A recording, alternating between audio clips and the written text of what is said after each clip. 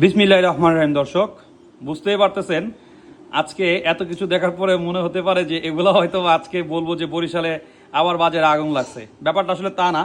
একটু দেখেন, এগুলাকে খুব সম্ভবত বরিশালে দুধ লাউ বলে। তো এইটা দেখেন, আমি দাম বলবো না। এটা হচ্ছে সিম বা মৌসিম বলে এটাকে। কোন এলাকায় কি বলে আমি জানি না। এগুলো আসলে ভর্তা খেতে খুবই সুস্বাদু। প্লাস ওই দিন যে লাল শাক কিনেছিলাম, আজকে আবার একটু দামটা কম। এইটার একটু দাম কম। এইটা আসলে দুইটা 30 টাকা নিয়েছে। কিন্তু মজার বিষয় হচ্ছে দেখেন, আমার ছেলে কলা খুব পছন্দ করে, মাঝখানে খাওয়া বাদ দিছে, এখন একটু একটু করে খাচ্ছে। একদম দেশি, মানে ফরমালিন ছাড়া। এগুলো হচ্ছে আমার এক ভাই, উনি এগুলো আমাকে দিয়েছে। সে বারবার দেখতেছিল যে আমি এগুলা লাউ বেশি পছন্দ করি বা লাউ খাই। তো এই জন্য হচ্ছে যে সে তার গাছের এরকম দুইটা লাউ দিয়েছে।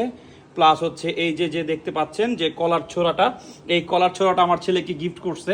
যে অবশ্য ছেলেকে গিফট করছে, দেখেন আমি পেয়েই কিন্তু নরম ছিল, আমি কিন্তু 3-4টা খেয়ে ফেলছি এখান থেকে। আর ছেলে এখন খাচ্ছে, মূলত একটা খাচ্ছে। আর এগুলো সবই হচ্ছে তার নিজের বাড়ির। প্লাস এই যে সিম দেখতে পাচ্ছেন, এই সিমটাও কিন্তু, বা মৌ সিম বলে, মৌ সিম খুব সম্ভবত এটার নাম বরিশালে। এগুলো হচ্ছে ভর্তা খেতে নাকি খুবই সুস্বাদু। তো এগুলা দিছে যে ভর্তা খাওয়ার জন্য। এইটা অবশ্য আমি কিনছি, বাকি এগুলো হচ্ছে যে আমার গিফট। হ্যাঁ, গিফট বলা চলে, একদম কচি। এগুলো চিংড়ি মাছ দিয়ে কিংবা ইলিশ মাছ দিয়ে খেতে খুবই সুস্বাদু লাগবে। তো গিফট পেয়েছি, এই প্রথম বরিশালে আমি গিফট পেয়েছি বা সাদরে গ্রহণ করেছি। কারণ নর্মালি আমি গিফট বলেন এগুলো নেই না, তবে আমার যেহেতু এগুলো পছন্দ করি, এই জন্য তার বাড়ির এগুলো সম্পূর্ণ সুন্দর এবং খুবই, বললো যে নরম নরম হয় রান্না করলে। এই জন্য আসলে আরও বেশি আগ্রহ দেখালাম। ঠিক আছে ভাইয়া, দিয়ে দেন। তো সে দিয়ে দিল, নিয়ে আসলাম।